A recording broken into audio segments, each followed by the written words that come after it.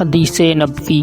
حضرت انس رضی اللہ تعالیٰ عنہ روایت کرتے ہیں کہ رسول اللہ صلی اللہ علیہ وآلہ وسلم نے ایک مرتبہ اپنے کپڑے میں تھوکا۔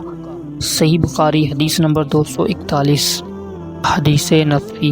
رسول اللہ صلی اللہ علیہ وآلہ وسلم نے فرمایا کہ پینے کی ہر وہ چیز جو نشہ لانے والی ہو حرام ہے۔ صحیح بخاری حدیث نمبر 242۔ حدیث نبوی۔ سعد بن سعد سعدی سے سنا، لوگوں نے ان سے پوچھا اور میں اس وقت سائل کے اتنا قریب تھا کہ میرے اور ان کے درمیان کوئی دوسرا حائل نہ تھا کہ رسول اللہ صلی اللہ علیہ وآلہ وسلم کے احد کے زخم کا علاج کس دوا سے کیا گیا تھا۔